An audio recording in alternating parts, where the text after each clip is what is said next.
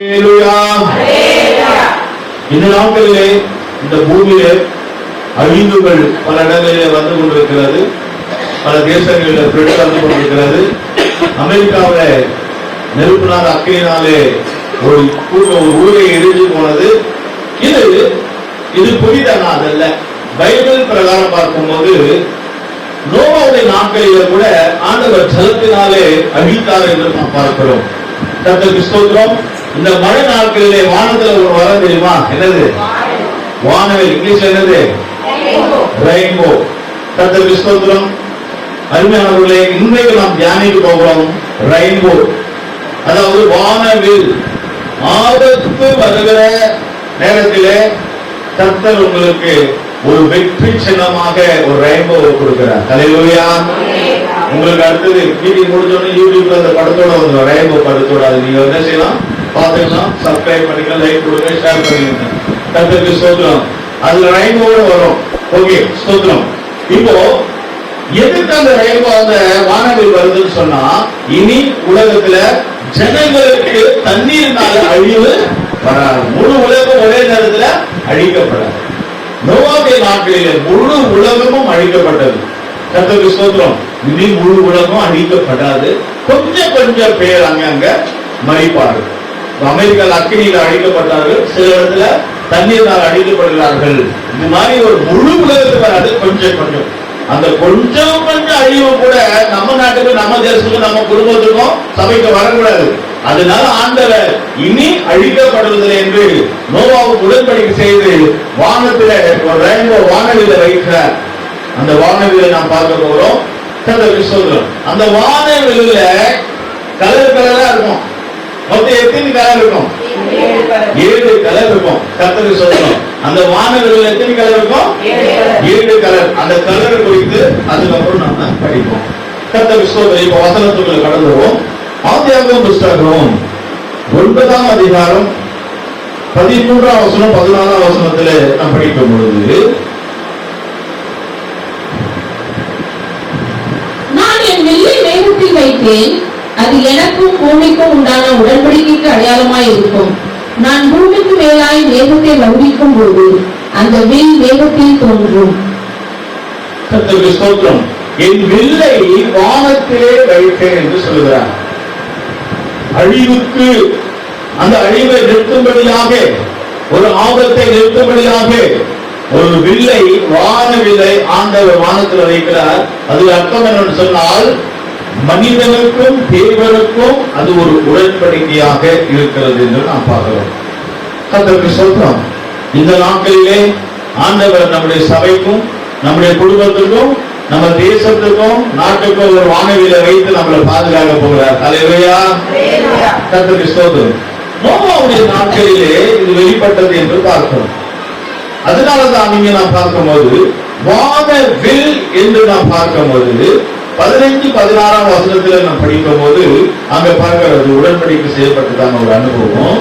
அப்பொழுது எல்லா மாம்ச ஜீவன்களையும் அழிக்க இனி ஜலமானது பிரளயமாய் பிரகாதபடிக்கு எனக்கும் உங்களுக்கும் மாம்சமான சகல ஜீவ ஜந்துக்களுக்கும் உண்டான என் உடன்படிக்கையை நினைவு கூறுவேன். அந்த வில் மேகத்தில் தோன்றும் போது தேவனுக்கும் பூமியின் மேலுள்ள சகலவித மாம்ச ஜீவன்களுக்கும் உண்டான நித்திய உடன்படிக்கையை நான் நினைவுபடிக்கு அதை நோக்கி பார்ப்பேன். கர்த்தருக்கு ஸ்தோத்திரம். நோவாவுடைய நாட்களிலே ஆண்டவர் சொன்னார் நோவாவுக்கிட்ட, ஊழியக்காரன் கிட்ட, நீ இந்த பூமியில பறவைகள், ஜந்துகள், ஒவ்வொரு பிராணிகள், மிருகங்கள் எல்லாம் குடும்ப ஜோடி ஜோடியாக கொண்டு வந்து பேழைக்குள்ள வைத்து விடு. நீ பேழைக்குள்ள குடும்பத்தாலும் வந்து விடுங்கள். யாருக்கெல்லாம் சொல்ல வேண்டுமா சொல்லுங்க. சுவிசேஷங்கள், ஜலம் வரப்போகுது, சுனாமி வரப்போகுது, அழிவு வரப்போகுது என்று சொன்னார்கள். ஆனால் நோவாவுடைய வார்த்தையை யாரும் கேட்கவில்லை. அருமையானவர்களே, இந்த நாட்களில் கூட இயேசு சீக்கிரம் வரப்போகிறார், அந்த கிறிஸ்து வரப்போகிறான், கஷ்டம் வரப்போகிறது என்று எத்தனையோ ஊழியக்காரர்கள் சபையில பேசிக் கொண்டிருக்கிறார்கள். ஜனங்கள் மனதில்லாமல் இருக்கிறார்கள். ஒரு நாள் நிச்சயமாகவே இயேசு வருவார். ஒரு நாள் நிச்சயமாக உபத்திர காலம் வரும். ஜனங்கள் அன்றைக்கு ஓடி சபைக்கு வருவார்கள். அன்றைக்கு சபைகள் எல்லாம் பூட்டப்பட்டு இருக்கும், சபை ஆராதனை இருக்காது. அதனால அதற்கு முன்பாகவே நாம் பயந்து அந்த நோவாவுடைய பேழைக்குள்ள வந்து அடையும்படி சபைக்குள்ள நாம் வந்துருவோமாக. கர்த்தர் நம்மளை பாதுகாப்பாராக. நோவாவுக்கு சொன்னால் ஒவ்வொரு வீர ஜோடி ஜோடியாக நீங்கள் வந்து இந்த பேழைக்குள்ள இருங்கள். அப்போ பேழைக்குள்ள இருக்கிறவர்களுக்கு பாதுகாப்பு. இந்த பேழை என்பது சபையை காட்டுகிறது. சபைக்குள்ள வயதான பெரியவர்களாக இருக்கட்டும், வாலிபராக இருக்கட்டும், சிறிய ஒரு பச்சை குழந்தையாக இருக்கட்டும், சபைக்குள்ள இருந்தால் அவர்களுக்கு பாதுகாப்பாக இருக்கிறது. ஆமென். கர்த்தருக்கு ஸ்தோத்திரம். அது மாத்திரமல்ல, இனி நான் உங்களுக்கு ஜலத்தினாலே அழிக்க மாட்டேன் என்று அங்க வானத்துல ஒரு வானவில்லை வைத்தார். பிரியமானவர்களே, இந்த வானவில் எதை காட்டுகிறதுனா உடன்படிக்கையை காட்டுகிறது. கர்த்தருக்கு ஸ்தோத்திரம். இந்த வானவில் என்பது ஒரு பிரகாசத்தை காட்டுகிறது என்று நாம் பார்க்கிறோம். எசேக்கியேல் 1:28 வானவில் என்பது ஒரு பிரகாசத்தையும் கர்த்தரின் மகிமையை காட்டுகிறது. அதை பார்க்கும்போது எவ்வளவு அழகாக இருக்கும் தெரியுமா இந்த வானவில். எசேக்கியேல் 1:28. மழை பெய்யும் நாளில் மேகத்தில் வானவில் எப்படி காணப்படுகிறதோ அப்படியே சுற்றிலும் உள்ள அந்த பிரகாசம் காணப்பட்டது. இதுவே கர்த்தருடைய மகிமையின் சாயலுக்குரிய தரிசனமாய் இருந்தது. அதை நான் கண்டபோது முகம் குப்புற விழுந்தேன்.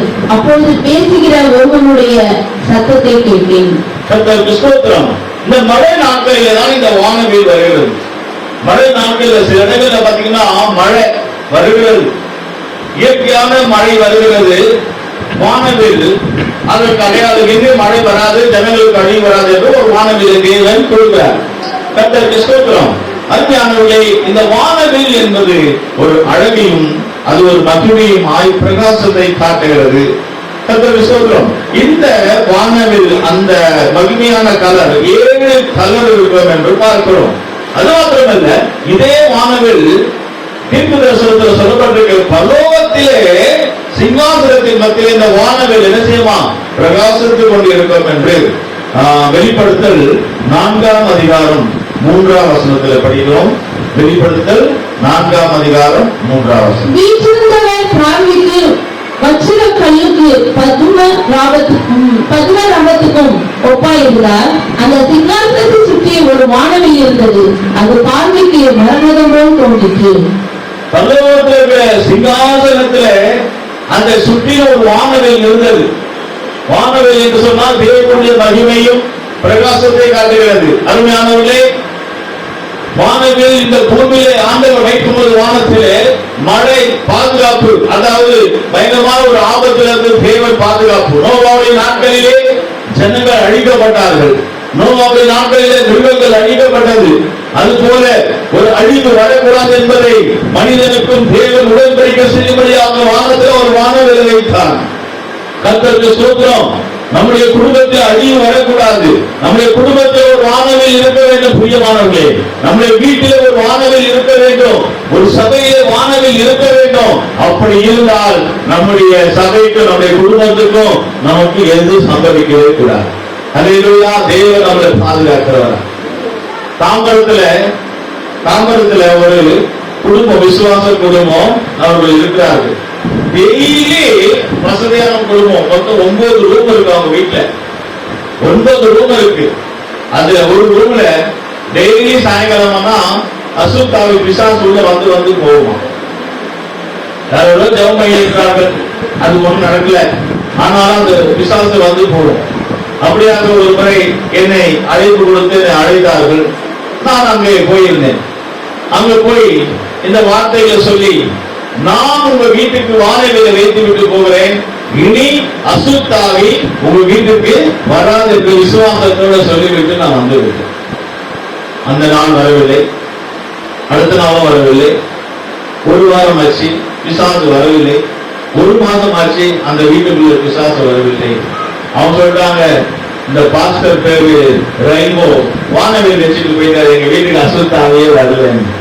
உங்க வீட்டுக்கு வானவில் வேணுமா? உங்க குடும்பத்துக்கு வானவில் வேணுமா? வானவில் வச்சுக்கினா உங்களுக்கு வியாதி வராது. வானவில் இருந்துச்சுன்னா உங்க குடும்பத்துக்கு ஒரு நஷ்டம் வராது. வானவில் இருந்தா உங்க வீட்டுக்குள்ள அசுத்தாவி வராது. கர்த்தருக்கு ஸ்தோத்திரம். சபையில கூட நாங்க வானவில் வைத்திருக்கிறோம். கர்த்தர் சபையை பாதுகாத்து கொண்டிருக்கிறார். ஹல்லேலூயா. வானவில் என்று சொன்னாலே வெற்றி சின்னம். நம்ம இன்றைக்கு தலைப்பு, செய்தியுடைய தலைப்பு என்னன்னு சொன்னால் வானவில். வானவிலுக்கு என்னது?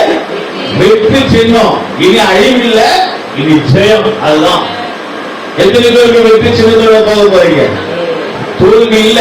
கடந்த நாட்களில் பார்த்தோம், சவுல் ராஜாவுடைய வாழ்க்கையில தோல்வி வந்துச்சு. ஆனா நாங்கள் சவுலை போல மாற போவதில்லை, சவுல் ராஜாவை போல மாற போவதில்லை. நாங்கள் கர்த்தராகிய இயேசு கிறிஸ்து அவர் ஜெயம் கொண்டது வெற்றியாய் உயிர்த்தெழுந்தது போல நாங்களும் வெற்றி சின்னத்தோட கடந்து போக போகிறோம். எத்தனை பேர் கை தட்டி ஆண்டவர் நாமத்தை மகிமைப்படுத்துவோம். ஹல்லேலூயா. ஆமா, கர்த்தருக்கு ஸ்தோத்திரம். வானவில் என்று சொன்னாலே ஒரு வெற்றி சின்னம். வெற்றி, இனி அழிவு இல்லை. பார்க்க அழகா இருக்கும். பாருங்க, நமக்கு ஒரு வெற்றி கிடைச்சா, வேலை செய்யறதுல ஒரு வெற்றி, ஒரு ஊழியத்துல வெற்றி, குடும்பத்துல வெற்றி, வாழ்க்கையில வெற்றி வரும்போது நம்முடைய முகத்துல ஆட்டோமேட்டிக் முகத்துல ஒரு மகிமை தெரியும், ஒரு சைனிங் தெரியும். கர்த்தருக்கு ஸ்தோத்திரம். அருமையானவர்களே, இந்த வானவில்லுடைய கலரை பொழுது நாம் தியானம் பண்ணுவோம். வானவில் மொத்தம் எத்தனை கலர் இருக்கு? 7 கலர் இருக்கு. அருமையானவர்களே, நீங்கள் வெளியே இருக்கிறவர்களும் நீங்கள் அதை கேளுங்கள் கவனமாக. கர்த்தருக்கு ஸ்தோத்திரம். இந்த கலரை குறித்து இப்பொழுது நாம் கவனிக்க போகிறோம். ஆண்டவருக்கு வச்சிருக்காரு மகிமையா. முதலாவது கலர் வானவில். அந்த வானவில்ல நீங்க அடுத்து யூடியூப்ல பார்த்து அந்த படம் நான் வச்சிருப்பேன். நீங்க வானவில்ல பாத்தீங்கன்னா 7 கலர் இருக்கும். முதல் கலர் என்ன கலர்னு சொன்னா ரெட், சிவப்பு. கர்த்தருக்கு ஸ்தோத்திரம். சிவப்பு என்று சொன்னாலே உங்கள் பாவம் எப்பொழுது சிவப்பா இருந்தாலும் கர்த்தராகிய இயேசு கிறிஸ்து சிவப்பான இரத்தத்தினாலே கழுவி சுத்திகரிக்கப்படும். அர்த்தம். கர்த்தருக்கு ஸ்தோத்திரம். வசனம் சொல்கிறேன், நீங்கள் எழுதிங்க. வானவிலுக்கு 7 கலர், ஒரு சிவப்பு போட்டு 1 போட்டு எழுதிங்க. 1 யோவான் 1ஆம் அதிகாரம் 7ஆம் வசனம் படிப்போமாக. அவர் ஒளியில் இருக்கிறது போல நாமும் ஒளியே நடந்தால் ஒருவரோடு ஒருவர் ஐக்கியப்பட்டிருப்போம். அவருடைய குமாரனாகிய இயேசு கிறிஸ்துவின் ரத்தம் சகல பாவங்களையும் நீக்கி நம்மை சுத்திகரிக்கும். கர்த்தருக்கு ஸ்தோத்திரம்.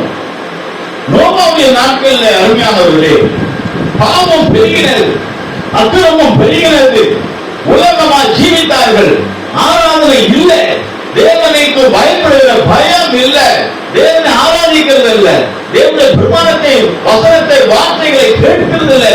அப்படிப்பட்டதான் நோவாவுடைய நாட்களில் அக்கிரமம், பாவம் பூமியிலிருந்து பரலோகத்தை நோக்கி, வானத்தை நோக்கி எட்டினதான். அவர்கள் அக்கிரமத்தை தாங்க முடியாமல் தேவன் நோவாவுடைய நாட்களில் ஒரு அழிவை கட்டளையிட்டார் என்று சொல்ல பார்க்கிறோம். பாவம் பெருகிற இடத்துல அழிவு வருகிறது, பாவம் பெருகிற இடத்துல மரணம் வருகிறது.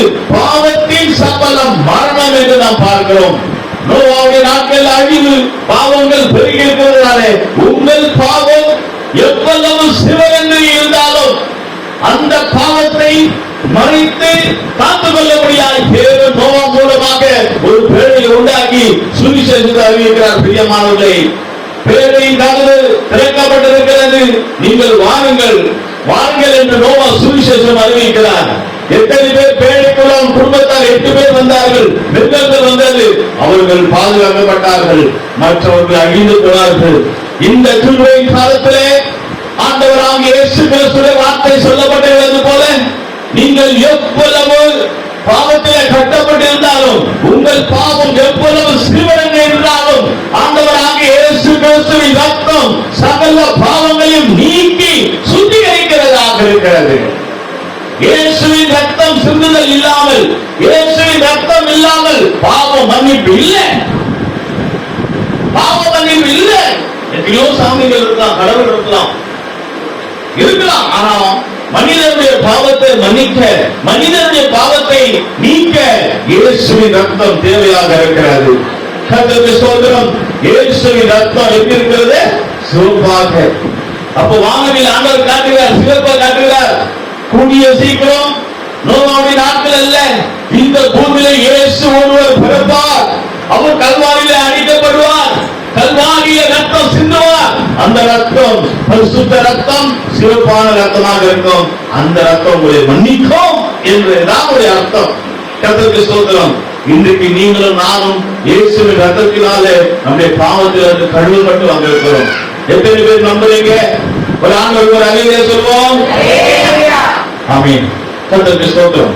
இரண்டாவதாக நாம் அங்க பார்க்கிறோம், அங்க இரண்டாவது ஒரு கலரை நாம் பார்க்கிறோம், ஆரஞ்சு கலர் என்று நாம் பார்க்கிறோம். கர்த்தருக்கு ஸ்தோத்திரம். ஆரஞ்சு கலர், அந்த வானவில் இருக்கிற இரண்டாவது கலர் ஆரஞ்சு கலர். இந்த கலருடைய அர்த்தம் என்ன தெரியுமா? ஆரஞ்சு கலர் நீங்க எங்க பார்க்கலாம்? ஆரஞ்சு கலர் எங்க தெரியும்? படங்கள்ல இல்ல, ரியலா எங்க தெரியும் ஆரஞ்சு கலர்? நெருப்பு எரியும் போது அங்க ஒரு கலர் பாத்தீங்களா? அமெரிக்கால இருந்தது ஒரு கலர் காட்டுது பாருங்க, ஆரஞ்சு கலர்ல இருக்கும். கர்த்தருக்கு ஸ்தோத்திரம். நீங்க நெருப்பு எரியும் போது பாத்தீங்கன்னா அந்த நெருப்புல ஒரு கலர் இருக்கும், ஆரஞ்சு கலர் இல்லையா? அந்த ஆரஞ்சு என்று சொன்னாலே தேவன் அவர் பட்சிக்கிறவராக அக்கினிமயமாக இருக்கிறார் என்றுதான். தேவன் அக்கினியாக இருக்கிறார்.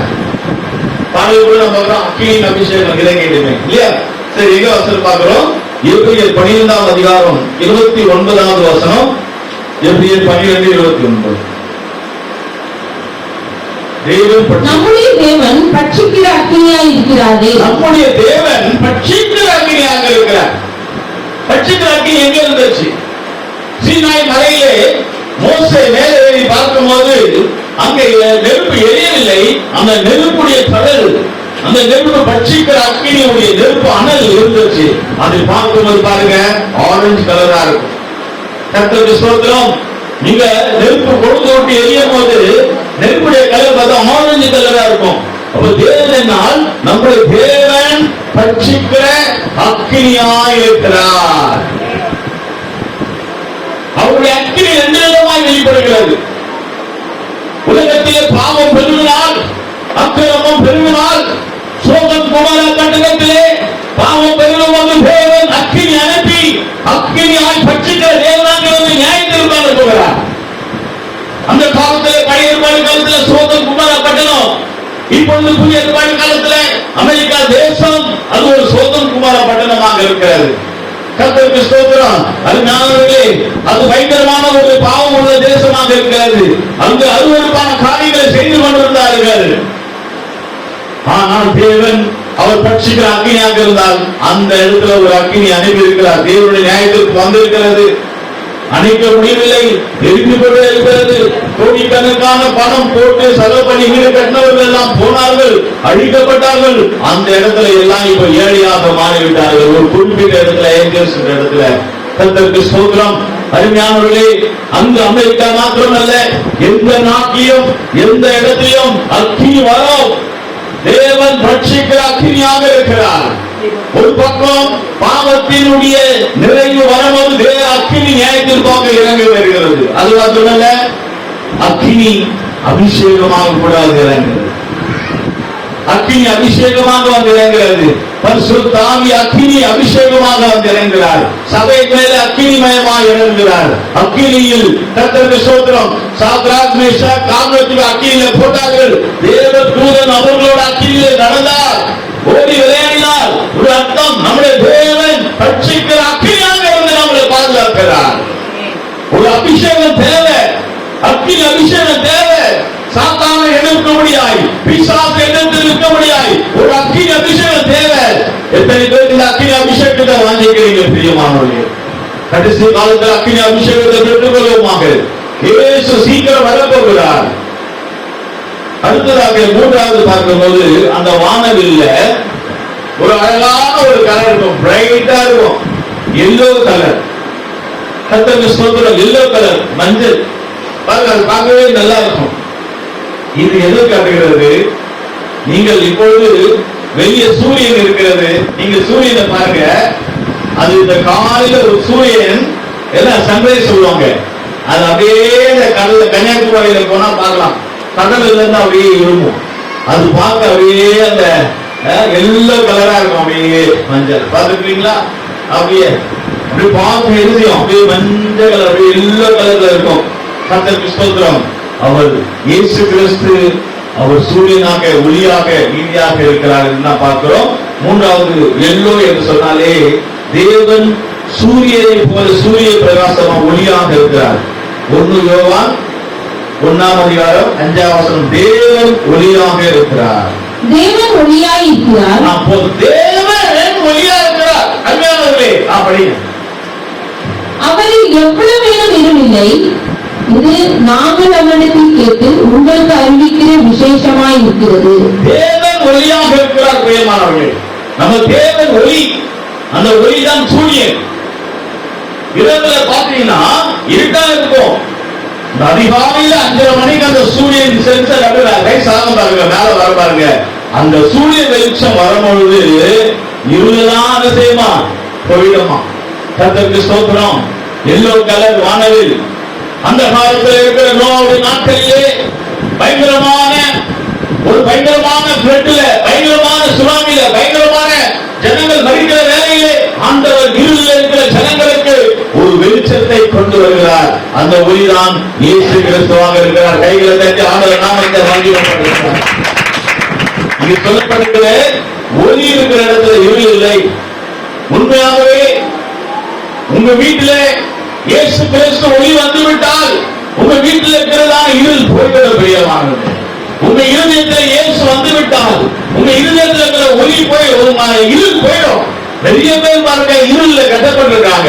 அந்த காலத்துல கட்டப்பட்டிருக்காங்க, பிசாசினால கட்டப்பட்டிருக்காங்க, செய்வதனால மந்திரத்தினால அந்த கட்டுகள் இருள் போகணும்னா உங்க வீட்டுல ஒரு ஒளி வர வேண்டும், இயேசு வர வேண்டும். ஹல்லேலூயா. அந்த வானவில் இருக்கிற இயேசு, அந்த வானவில் இருக்கிற அந்த எல்லோ கலர் ஒளி வந்துட்டா உங்க வீட்டுல இருக்கிற இருள் எல்லாம் போயிட முடியும். சிலர் சொல்லுவாங்க, ஐயா எங்க வீடு ரொம்ப இருட்டா இருக்கு பாருங்க. ஒயிட் வாஷ் பண்ணி பார்ப்பாங்க, ஆனால் இருளா இருக்கும். வெள்ளை அடிச்சு பார்ப்பாங்க, பெயிண்டிங் பண்ணி பார்ப்பாங்க, இருளா இருக்கும். ஏன்? இந்த வீட்டுல விசுவாசம் இருக்கணும், இந்த வீட்டுல இருள் இருக்கு. எவ்வளவு பணம் வந்தாலும் கையில நிக்கல, செலவு. ஹாஸ்பிட்டல் போயிட்டே இருக்கிறாங்க, பணம் செலவாயிட்டே இருக்கு. ஏன் கஷ்டம் வருது? ஏன் நம்மளால ஒண்ணும் செய்ய முடியல? ஏன் வாங்கின கடனை கூட கொடுக்க முடியல? இருளுக்குள்ளே இருக்கிறாய். ஒரு இருளிலிருந்து வெளியே வர வேண்டும் என்று சொன்னால் உன்னால முடியாது. ஒரே ஒரு வழி, அந்த ஒளி இயேசு கிறிஸ்து, அது வர வேண்டும். அந்த வானவில் இருக்கிற அந்த மஞ்சள் எல்லோ அதுவும் வீட்டுக்கு வர வேண்டும். அந்த இருளுக்குள்ளே ஒளி வந்துவிட்டால் இருள் தானாய் போய்விடும். இருளில் இருக்கிற ஜனங்கள் பெரிய வெளிச்சத்தை கண்டார்கள். அந்த வெளிச்சம் தான் இயேசு கிறிஸ்து. நானே மெய்யான ஒளியாயிருக்கிறேன் என்று ஆண்டவர் சொல்கிறார். ஹல்லேலூயா. ஒளிக்குள்ள ஒரு பிரியமானவர்களே, நான்காவது அந்த வானவில்ல ஒரு கலர் நாம் பார்க்கிறோம், கிரீன் கலர், பச்சை. கர்த்தருக்கு ஸ்தோத்திரம். இந்த கிரீன் கலர் பச்சை என்று நாம் பார்க்கும்போது பாத்தீங்கன்னா, நீங்க எல்லா இடத்துலயும் பாத்தீங்கன்னா இந்த கிரீன் சிக்னல் சொல்லுவாங்க. நீங்க ட்ரெயின்ல போனாலும் கிரீன் சிக்னல் இருந்தா தான் போக முடியும். பஸ்ல போனாலும், டூ வீலர்ல போனாலும், எங்க போனாலும் ரோட்ல இருக்கும் கிரீன் சிக்னல் போட்டுருவான். அதுல அர்த்தம் பிரச்சனையில நீங்க போலாம். கிரீன் சிக்னல் ஒரு அர்த்தம் நீங்க போலாம், ஒரு பிரச்சனை இல்ல, நீங்க போயிட்டே இருக்கலாம். கர்த்தருக்கு ஸ்தோத்திரம். இந்த பூமியிலே பிரச்சனைகளோடு வாழ்ந்து கொண்டிருக்கிற ஜனங்களுக்கு தேவன் ஒரு கிரீன் சிக்னலை காட்டுகிறார். என்ன தெரியுமா? என் மகனை, என் சொந்த குமாரனை இந்த பூமியில அனுப்ப பார்க்கிறேன். உங்களை நேசிக்க, உங்க மேல அன்பு வைத்து நான் அனுப்ப பார்க்கிறேன். என் பிள்ளையை உங்களுக்கு கொடுக்கிறேன். நீங்க எல்லாம் சந்தோஷமா செழிப்பா வாழ்க்கையில ஓடிக்கொண்டே இருங்க. யாரும் அந்தமாக இருக்காதீங்க. என் மகனே கொடுக்கிறேன். யோவான் 3ஆம் அதிகாரம் 14ஆம் வசனத்துல இயேசு கிறிஸ்துவின் சொந்த ஜீவனையே நமக்கு கொடுக்கிறார் என்று பார்க்கிறோம். யோவான் 3:14. தேவன் தம்முடைய ஒரே பேரான குமாரனை விசுவாசிக்கிறவன் எவனோ, அங்க தேவன் தன்னுடைய ஒரே பேரான குமாரனை அவர் அனுப்புகிறார். விசுவாசிக்கிறவன் எவனோ அவன் கெட்டு போகாமல் நித்திய ஜீவனை அடையும்படிக்கு அவரை தந்தருளி இவ்வளவாய் உலகத்தில் அன்பு கூர்ந்தார். Great love. இவ்வளவாய் இந்த உலகத்தில் அன்பு கூர்ந்தார். ஒரு ஆள் இல்ல, உலகத்தையே அன்பு கூர்ந்தார். நம்ம உலகத்தை நேசிக்க முடியும், இல்ல ஒரு குடும்பத்தை நேசிக்க முடியும், இல்ல ஒரு ஊரை நேசிக்க முடியும், யாரும் சொல்ல முடியும். ஆனா இயேசு கிறிஸ்து உலகத்தையே நேசித்தார். என்ன செய்தார்? தன் ஜீவனையே கொடுத்தார். அது மாத்திரம் இல்ல, நீங்க நித்திய ஜீவனை அடைபடி, நீங்க நித்திய ஜீவனை அடைந்து பரலோகத்துல போனா அங்க எந்த விதமான வளர்ச்சி இல்ல. கரண்ட் பில் கட்ட வேண்டிய அவசியம் இல்ல. பரலோகத்துல வாடகை கட்ட வேண்டிய அவசியம் கிடையாது. துணி துவைக்க வேண்டிய அவசியம் கிடையாது, தண்ணி பிடிக்க வேண்டிய அவசியம் கிடையாது. ரொம்ப கஷ்டமான ஒரு வேலை ஒண்ணு இருக்க, சாப்பாடு செய்ய வேண்டிய வேலை, அந்த வேலையும் கிடையாது. நிறைய பேர் சந்தோஷம் போல வாலிப பிள்ளைங்களுக்கு சாப்பாடு செய்ய வேண்டிய ஆமா சொல்லிட்டாங்கன்னா ஓகே பண்ணுவாங்க மேரேஜ். ஏன்னா எல்லாம் பாஸ்போர்ட் வாங்கி சாப்பிட்டுட்டு அதுக்கப்புறம் வயிறு வலிக்கு தலைவலிக்கு அப்படி படுத்துருவாங்க. அருமையானவர்களே, உங்க கையினாலே நீங்கள் சமையல் செய்து சாப்பிட்டு பாருங்க, அதுவே உங்களுக்கு பலனாக இருக்கிறது. ஆனால் இந்த சமையல் வேலை கூட பரலோகத்தில் கிடையாது. பிரச்சனை இல்லாம சந்தோஷமாக இருக்கலாம். ஜீவன் நித்திய ஜீவனை தருகிறார், நித்திய ஜீவனை அடைய முடியாது. எதை காட்டுகிறது சொன்னால் கிரீன் செழிப்பை காட்டு. நீங்க பார்த்துருக்கீங்களா? தோட்டத்துல பார்ப்பாங்க, காவாலே எதுனா பச்சை பச்சையாக பார்க்கணும்னு சொல்லுவாங்க. பச்சையே, பச்சை இலைய, பச்சை மரத்தை, பச்சை செடிய, இதெல்லாம் நம்ம பார்த்தா என்ன செய்வோம்? வீட்டுல எல்லாம் செடிகள் வச்சிருப்போம். காலையில அந்த செடிகள் என்ன செய்யணும்? மணி பிளான் பத்தி, மணி பிளான் போய் பார்த்தீங்கன்னா மணி கிடைக்குமா சொல்லுவாங்க ஜனங்க. மணி பிளான் பார்த்தா மணி கிடைக்குமா? அது காலையில எழுந்த உடனே யாரு முகத்தையாவது ரட்சிக்கப்படாத முகத்தை பார்க்கிறது காட்டும் ரட்சிக்கப்பட்டவர்களோட அபிஷேகம் பெற்றவர்கள் இந்த மணி பிளான் இப்படியாக ஒரு செடியில ஒரு பசுமையை பார்க்கும்போது வாழ்க்கையே பசுமையா மாறும். ஹல்லேலூயா. நிறைய பேர் பாருங்க பசுமையா வைத்திருப்பாங்க, கார்டன் தோட்டங்கள் வைத்திருப்பாங்க. இதெல்லாம் எதை காட்டுகிறதா? கிரீன். நம்முடைய வாழ்க்கை கிரீனாக மாறும். கிரீன் சொன்னாலே ஓகே, போயிட்டே இருக்கலாம், எங்க நிக்க வேண்டிய அவசியம் கிடையாது. ஆவிக்குரிய ஜீவிதத்திலயா நம்ம போயிட்டே இருக்கலாம். கர்த்தருக்கு ஸ்தோத்திரம். அருமையானவர்களே, இந்த கிரீன் சொன்னாலே ஒரு செழிப்பு. ஏசப்பா கிட்ட வந்தீங்கன்னா சபைக்கு உங்களுக்கு ஒரு கிரீன் சிக்னல் காட்டுகிறாரு. கிரீன் சிக்னலை நீங்க பாஸ் பண்ணும்போது உங்க வாழ்க்கை குடும்பம் செழிப்பாய் மாறும், உங்க வருமானம் பெருகும், உங்க குடும்பத்துல செழிப்பு வரும்.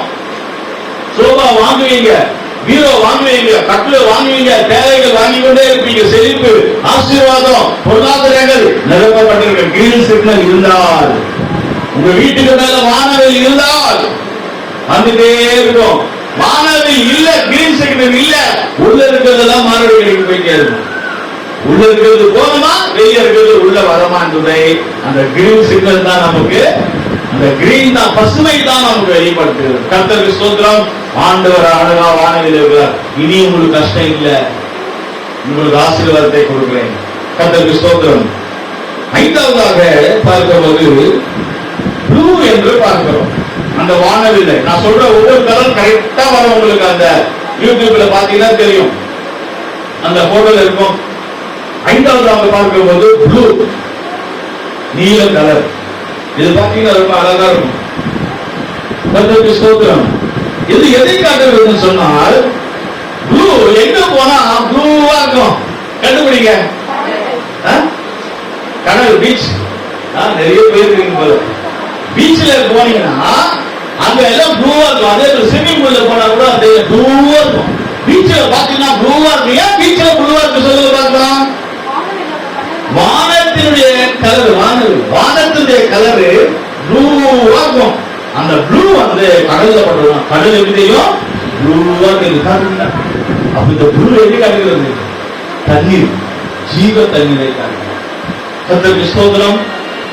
யோவான் 4ஆம் அதிகாரம் வசனம் குறிச்சுக்கொள்ளு. 4ஆம் அதிகாரம் 14ஆம் வசனம். ஜீவ தண்ணீர் ஏசப்பா சொல்றாரு, நான் கொடுக்கிற தண்ணீரோ ஜீவ தண்ணீர். யோவான் 4ஆம் அதிகாரம் 14ஆம் வசனம். நான் கொடுக்கும் தண்ணீரை குடிக்கிறவனுக்கோ ஒரு நாளும் தாகம் உண்டாகாது. நான் அவனுக்கு கொடுக்கும் தண்ணீர் அவனுக்குள்ளே நித்திய ஜீவ காலமாய் ஊறுகிற நீரூற்றாய் இருக்கும் என்றார். கர்த்தருக்கு ஸ்தோத்திரம். பாருங்க, நான் கொடுக்கிற தண்ணீர் ஜீவ தண்ணீரா இருக்கும். அருமையானவர்களே, ஆண்டவருடைய தண்ணீர் ஜீவ தண்ணீர், அபிஷேகத்தை காட்டுகிறது. அப்ப ப்ளூ என்று சொன்னாலே சமுத்திரம், கடற்கரை மணலை போல, கடற்கரை தண்ணீர் போல கர்த்தர் என்ன செய்வார்? ஆசீர்வதிப்பார் என்று சொல்லப்பட்டது. கர்த்தருக்கு ஸ்தோத்திரம். எவ்வளவு மன கவலையா இருந்தாலும் அந்த கடற்கரை ஓரம் போனா கவலையெல்லாம் மறந்துடும். எவ்வளவு ஜனங்கள் போறாங்க கடற்கரை ஓரத்துக்கு, எவ்வளவு மன துக்கமா, எவ்வளவு பிரச்சனையோட, எவ்வளவு மன கஷ்டத்தோட அந்த கடற்கரை ஓரத்துல போய் நின்னோம்னா நம்முடைய கவலைகள்லாம் பறந்து தேவனுடைய சிருஷ்டிப்புங்க அது ப்ளூ காட்டுகிறது. அங்கு ஒரு ஜீவன். கர்த்தருக்கு ஸ்தோத்திரம். அருமையானவர்களே, அது போல ஒரு தண்ணீர் என்று சொன்னாலே ஜீவன் தண்ணீர். அது நீளம் என்று சொன்னாலே ஆசீர்வாதம். கர்த்தருக்கு சொல்றோம். அப்போ ஜீவ தண்ணீர் சபைக்கு வரும்போது தேவன் ஜீவ தண்ணீரை போல அபிஷேகத்தை தருகிறார். நீங்க எவ்வளவு தண்ணி குடிச்சாலும் தண்ணி தாங்கடு. ஆனா ஜீவ தண்ணீர் நீங்க குடிக்கும் போது ஒரு காலம் உங்களுக்கு தாங்க எடுக்காது. அதுக்கு அர்த்தம் ஒரு முறை நீங்க அபிஷேகம் பெற்றீங்கன்னு வச்சுங்க, உங்க வாழ்க்கை போயிட்டே இருக்கும், ஆசீர்வாதமாக இருக்கும், பிரசிங்காக இருக்கும். கர்த்தருக்கு ஸ்தோத்திரம். அருமையானவரே, ஜீவ தண்ணீர், அந்த ஜீவ தண்ணீர் யாரு? இயேசு கிறிஸ்து. இயேசு கிறிஸ்து இருக்கிற இடத்துல அற்புதங்கள் நடக்குதா? காரணம் ஒரு கல்யாணத்துல திராட்சை ரசம் இல்லை. அப்பொழுது இயேசு சொல்கிறார், அந்த சாலையிலே தண்ணீரை நிரப்புங்கள், தண்ணீரை நிரப்புங்கள். தண்ணீரை நிரப்பினார், அது திராட்சை ரசமாய் மாறினது. உமா ரூத் அவர்கள் இன்றைக்கு அந்த பாடலை பாடினார்கள். அற்புதங்கள் ஆண்டவர் செய்துள்ளார் அதை குறித்து அவர் பாடலை பாடினார்கள். அதுல அத்தனை தண்ணீரை திராட்சை ரசமாக மாற்றுகிறவர் தான் இயேசு. நம்முடைய வாழ்க்கை இனிமையாக திராட்சை ரசமாக மாற்றுகிறவர் தான் இயேசு. கர்த்தரை ஆராதிக்க வருவோம், கர்த்தருக்கு உண்மையாக இருப்போம், சாதாரண தண்ணீராக இருந்த நம்மை ஜீவ தண்ணீராக, நமக்கு திராட்சை ரசமாக, நம்முடைய வாழ்க்கை ஒரு இனிமையாக, நம்முடைய குடும்பம் ஒரு இனிமையாக மாறும். ஆண்டவருக்கு நாம உண்மையாக இருந்தால் நம்முடைய பிள்ளைகளை நமக்கு இனிமையா மாற்றி கொடுத்தார். இல்லைன்னா நம்முடைய பிள்ளைகள் நமக்கு விரோதமாக எழுப்பிட்டே இருப்பாங்க, நம்ம சொல்றதை கேட்க மாட்டாங்க, அடைய மாட்டாங்க. அப்ப நினைப்போம், ஆண்டவரே என் பிள்ளைங்க அடைய மாட்டேங்குது, கேட்க மாட்டேங்குது, என் பிள்ளைங்க ஒண்ணு சொல்றதை நான் மதிக்க மாட்டேது. ஏன்? நீ உண்மையில இருந்து பார், கர்த்தர் உன் பிள்ளையை உனக்கு மதுரமாக திராட்சரசமாக மாற்றி விடுவார். கைகளை தட்டி ஆண்டவர் நாமத்தை மகிமைப்படுத்துவோம். ஹல்லேலூயா. கர்த்தருக்கு ஸ்தோத்திரம். ஆறாவது நாம் பார்க்கிறோம், ஆறாவதாக நாம் பார்க்கும்போது கரு நீளத்தை காட்டுகிறது. ஆறாவது அந்த வானவில்ல ஒரு கலர் இருக்கிறது, இண்டிகோ. இங்கிலீஷ்ல சொல்லிருக்கு இண்டிகோ. இண்டிகோ சொன்னா கரு நீளம். ஃபர்ஸ்ட் ஒரு நீளம் பார்த்தோம், இது வந்து கரு நீளம், கொஞ்சம் டார்க்கா இருக்கும். கர்த்தருக்கு ஸ்தோத்திரம். இந்த கரு நீளம் எதை காட்டுகிறது சொன்னால் ராஜ்யத்தை காட்டுகிறது. கர்த்தருக்கு ஸ்தோத்திரம். மத்தியோ 6ஆம் அதிகாரம் 10ஆம் வசனத்தில் படிக்கிறோம். மத்தியோ 6ஆம் அதிகாரம் 10ஆம் வசனம். உம்முடைய ராஜ்யம் வருவதாக, உம்முடைய ராஜ்யம் வருவதாக, உம்முடைய சித்தம் பரமண்டலத்திலே செய்யப்படுகிறது போல பூமியிலேயும் செய்யப்படுவதாக. கர்த்தருக்கு ஸ்தோத்திரம். உம்முடைய சித்தம் பரமண்டலத்தில் செய்கிறது போல இந்த பூமியிலும் செய்யப்படுவதாக. ஒரு கரு நீளத்தை ஆண்டவர் வானத்தில் வைத்து அந்த வானவில்லை காட்டுகிறார். ஏன் என்று சொன்னால் இவர்கள் அடங்குவது இல்லை. நோவாவுடைய நாட்களில் ஆராதிக்க முடியல, ஆராதிக்க இல்ல, ஜபம் இல்ல, எப்ப பார்த்தாலும் புசிக்கிறது, சாப்பிடுறது, குடிக்கிறது, இதுதான் செய்கிறார்கள். தேவ சமூகத்துக்கு வருவதில்லை, சபைக்கு வருவதில்லை, வெள்ளிக்கிழமை உபாசம் இல்ல, சனிக்கிழமை சுத்திகரிப்பு இல்ல, ஒரு உபாசம் எடுக்கிறதில்லை, கத்தர்காந்து காத்திருக்கிறதில்லை, ஒரு திருமணம் எடுக்கிறதில்லை, ஆண்டாயை பக்தி வைராக்கியமா ஆராதிக்கிறது இல்ல. தேவ பயம் இல்லாமல் போச்சு. அப்ப தேவன் அவர் என்ன செய்கிறார்? டென்ஷன் ஆனார். நோவாவின் நாட்களில் ஜனங்களுடைய அக்கிரமம் பெருகுவதால இந்த ஜனங்களை அழித்து போடும் என்று அவர் நினைத்தார். அதனாலே அவர் அழிய ஜனங்கள் கட்டளையிட்டார். பின்பாக இந்த குடும்பம் பாதுகாக்கப்பட்டு நோவா கேட்கிறார், ஆண்டவரே தேவனே மீண்டும் இதை அழித்து விடுவீரோ, இந்த உலகம் அழிஞ்சிடுமோ என்று கேட்கும் போது ஆண்டவர் சொன்னார், நோவாவை பார்த்து ஒரு வானவில் இருக்கிறார் கரு நீளத்தை இனி பரலோகத்திலே செய்யப்படுகிறது ஆராதனை போல, தேவ சித்தம் போல நீங்கள் இந்த பூமியில செய்தால் இந்த உலகத்தை நான் அழிக்க மாட்டேன். தனியர்னால வாக்கு கொடுக்கிறார், உடன்படிக்கை செய்கிறார். ஆமென். ஹல்லேலூயா. நோவா நமக்காக பரிந்து பேசுகிறார். இந்த உலகத்தை அழிக்க வேண்டாம் ஆண்டவரே. அப்ப தேவன் சொல்கிறார், இந்த உலகத்தை நான் அழிக்க மாட்டேன், ஆனா அழிவு வரும். உலகம் முழுவதும் அழியப்படாது. கரு நீளத்தை வைக்கிறார். பரலோகத்தில் செய்யப்படுகிற ஆராதனை இந்த பூமியில செய்தால் உங்களுக்கு அழிவு வராது. அப்ப நம்ம செய்கிற இந்த ஆராதனை பரலோகத்துக்கு நிழலானது. பிரியமானவர்களே, இப்ப செய்கிற நம்ம ஆராதனை பரலோகத்துக்கு நிழலானது. இயேசு சீக்கிரம் வரப்போகிறார். இந்த ஆராதனை நம்ம மிஸ் பண்ணி நம்ம விட்டு விடுவோம்னால் நாம் சொல்வதற்கு ஒண்ணுமே. தேவ சமயம் ஏதோ ஒரு வாரம் ஒரு வேலை வரும், ஒரு தடை வரும், ஒரு உடம்பு முடியாம, அது வேற விஷயம். ஆனா நம்ம அசதியாக இருந்த தேவனுடைய ஆராதனையை விட்டுட்டோம்னால் அடுத்த சான்ஸ் நமக்கு தெரியாது. கரு நீளம் கவனமாயிரு என்று ஆண்டவர் சொல்கிறார். அருமையானவர்களே, அவன் கரு நீளத்தை காட்டுகிறது. அது எதை காட்டுகிறது என்று சொன்னான்? ராஜ்யம். பரலோகத்தில் தேவராஜ்யம் நடக்கிறது போல, தேவ சித்தம் செய்கிறது போல இந்த பூமியிலே நீங்கள் தேவ சித்தம் செய்ய வேண்டும் என்று. கர்த்தருக்கு ஸ்தோத்திரம். சில நேரங்களிலே பாஸ்டர் எப்போது என்ன சொல்றாரு திட்டுறாரு நினைக்கிறீங்க. இல்ல, ஆண்டவர் சொல்றதுதான் நான் சொல்றேன். தேவன் சொல்லுகிறார், அதைத்தான் நான் சொல்லுகிறேன். இஸ்ரவேல் ஜனங்களுக்கு தேவன் மோசேகிட்ட சொல்லுகிறார், நீ போய் ஒரு பலி செலுத்து, நீ போய் இந்த காரியத்தை செய், ஒரு கூடாரத்தை செய் என்று மோசேகிட்ட சொல்லுகிறார். ஏன் என்று சொன்னால் இஸ்ரவேல் ஜனங்களுக்கு நீதான் போய் சொல்ல வேண்டும் ஜனங்களுக்கு.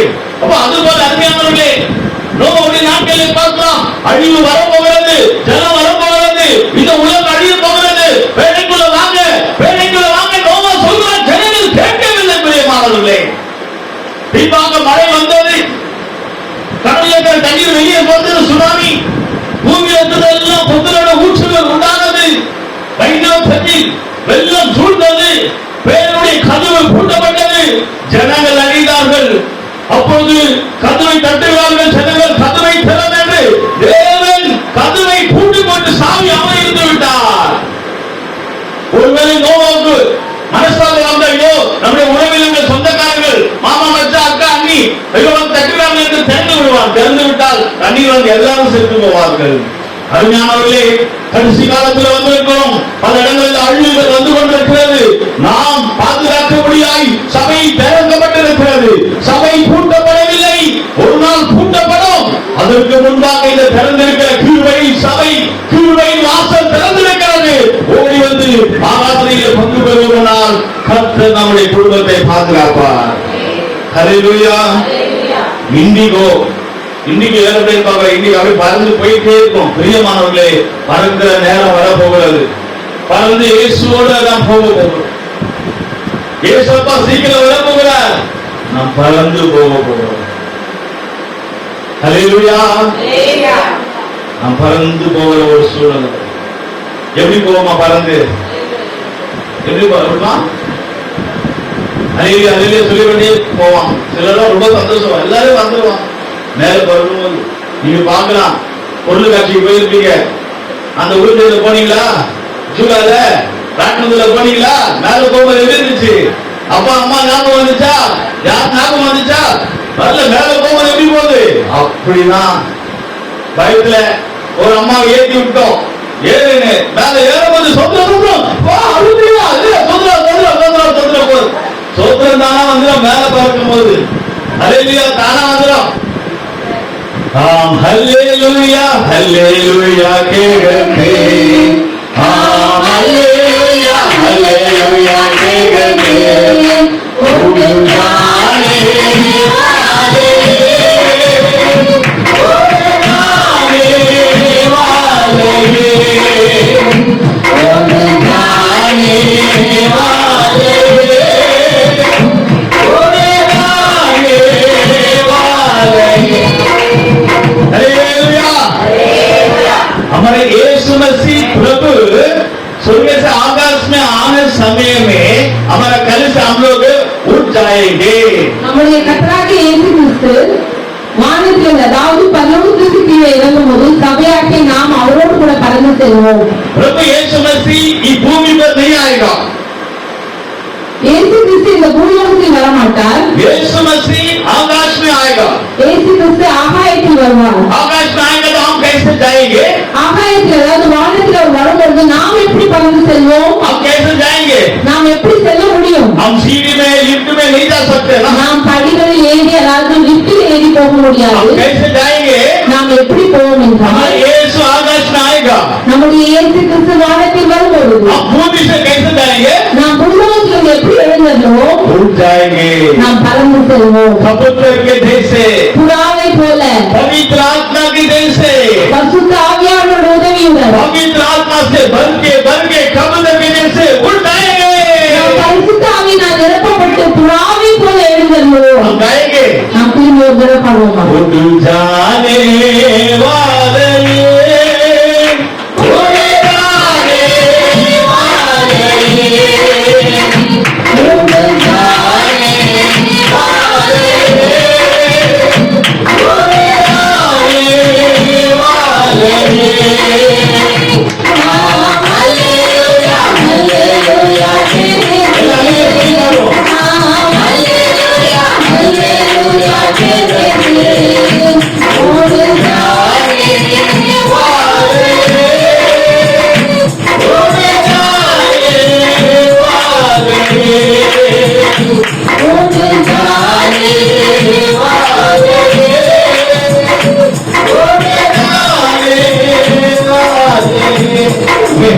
ஹல்லேலூயா. எத்தனை பேர் சந்தோஷமா இருக்கீங்க? ஆமென்.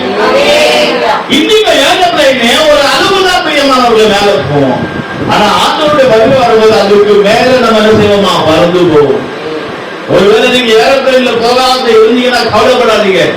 உங்க எல்லாரையும் ஆண்டவர் ஏரோப்ளேனுக்கு மேலேயே கொண்டு போக போகிறார். ஆமென். ஹல்லேலூயா. எப்படி போவோமா? புறாவை போல பறந்து என்ன செய்வோமா? போவோம். அப்ப அதுக்கு நம்ம என்ன செய்யணுமா? பரிசுத்த ஆவியின் அபிஷேகத்தை பெற்றுக்கொள்ள வேண்டும். கர்த்தருக்கு ஸ்தோத்திரம். அதுதான் இண்டிகோ, கரு நீளம். தேவ ராஜ்யம் வரப்போகிறது. அவருடைய ராஜ்யங்கள் பூமியிலே இருக்கிறது. நாம் தேவ ராஜ்யத்துக்காக வாழணும். நம்ம தேவ ராஜ்யத்துக்காக ஜீவிக்கணும். ஹல்லேலூயா. கர்த்தருக்கு ஸ்தோத்திரம். ஏழாவது கலர் வானவில் கலர் நாம் பார்க்கும்போது பர்பிள் கலர், அதாவது வயலட் கலரை நாம் பார்க்கிறோம். கர்த்தருக்கு ஸ்தோத்திரம். இந்த வயலட் கலர் எதை காட்டுகிறது சொன்னால் வாக்குத்தத்தம் பண்ணப்பட்ட ஒரு ஜீவ கிரீடத்தை காட்டுகிறது. யாக்கோபு 1:12 பார்க்கும்போது இந்த வயலட் பர்பிள் கலர் என்று நாம் பார்க்கும்போது வயலட் கலர் ஜேம்ஸ் யாக்கோபு 1:12 சோதனையை சகிக்கிற மனுஷன் பாக்கியவான், அவன் உத்தமன் என்று விளங்கின பின்பு கர்த்தர் தம்மிடத்தில் அன்பு கூறுகிறவர்களுக்கு வாக்குத்தத்தம் பண்ணின ஜீவ கிரீடத்தை கொடுவான். கர்த்தருக்கு ஸ்தோத்திரம்.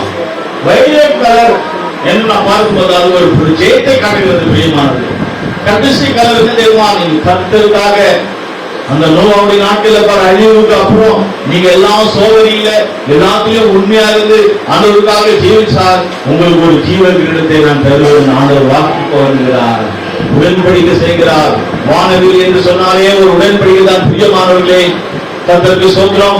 கடைசியாக 7வது காரியம் ஒரு செயலை காட்டுகிறது. 7 என்று சொன்னாலே ஒரு பூர்ணத்தை காட்டுகிறது. நாம் மனம் திரும்பி ரட்சிக்கப்பட்டு பரிசுத்த ஆவியின் அபிஷேகம் பண்ணும்போது தேவன் வாக்குத்தத்தம் பண்ணப்பட்ட ஜீவ கிரீடத்தை தருகிறார். பரலோக ராஜ்யம் நாம் பறந்து போகும்போது பரலோகத்தில் நமக்காக ஜீவ கிரீடம் காத்துக் கொண்டிருக்கிறது. அருமையானவர்களே, நாம் எத்தனை பேர் ஆண்டவருக்கு ஒப்பு கொடுக்க போகிறோம்? கண்களை மூடி அவர் ஒப்பு கொடுப்போமாக. நமக்காக ஜீவ கிரீடம் காத்துக் கொண்டிருக்கிறது. அங்கே பரலோகத்தில் வானத்திலே வானவில் வைக்கப்பட்டிருக்கிறது. 7 கலராக இருக்கிறது. வானவில் என்று சொன்னாலே ஒரு வெற்றி சின்னம் தான். அந்த வெற்றி சின்னத்தினுடைய கடைசி இடத்தை பார்த்தா ஜீவ கிரீடம். கர்த்தருக்கு ஸ்தோத்திரம். நமக்காக வாக்கு பண்ணி இருக்கிறார். அவர் உடன்படிக்கை செய்திருக்கிறார். இனி நீங்க அழிவை காண மாட்டீர்கள். உங்க தேசத்துக்கு அழிவு வராது. நம்ம தேசத்துக்கு அழிவு வரக்கூடாதுன்னா நம்ம தேசத்துக்கு மேல வானவில் வர வேண்டும். பிரியமானவர்களே, நம்முடைய குடும்பத்தில் அழிவு வரக்கூடாதுன்னு சொன்னால் நம்முடைய குடும்பத்தில் ஒரு வானவில் இறங்க வேண்டும். அது தேவ சமூகம். கர்த்தர் உடன்படிக்கை செய்கிறார். இனி தீங்கை காண மாட்டாய். உன் குடும்பத்தில் அழிவு வராது. அந்த பிசாசு வந்து செய்கிற சூழ்நிலை வீட்டுக்குள்ள வரவே வராது. கர்த்தருக்கு ஸ்தோத்திரம். நம்முடைய வீட்டில் வானவில் வைப்போமாக. ஒரு வெற்றி சின்னத்தை வைப்போமாக. நம்முடைய சபையில் ஒரு வானவிலை வைப்போமாக. கர்த்தர் வானவிலை வைக்கிறார். நாம் ஒப்பு கொடுப்போமானால் நம்முடைய சபை ஜனங்களுக்கு ஒன்று வராது, ஒரு தீங்கு வராது. பல பிரச்சனைகள் வரும், தேசத்துல கஷ்டங்கள் வரும், அழிவுகள் வரும். ஆனால் தேவன் நமக்கு வானவிலை வைப்பாரானால் நம்முடைய சபையை தேவன் பாதுகாக்கிறவராக இருக்கிறார். கண்ணை மூடி ஒப்படைப்போமாக. கர்த்தருடைய சமூகத்தை ஒப்படைப்போமாக. வானவில் வைத்தாலே ஒரு உடன்படிக்கை காட்டுகிறது. தேவன் சபையோடு உடன்படிக்கை செய்கிறார். இதோ நான் சீக்கிரமாய் வருவேன், சபையை சேர்த்துபடியாக வருவேன் என்று சொல்கிறார்.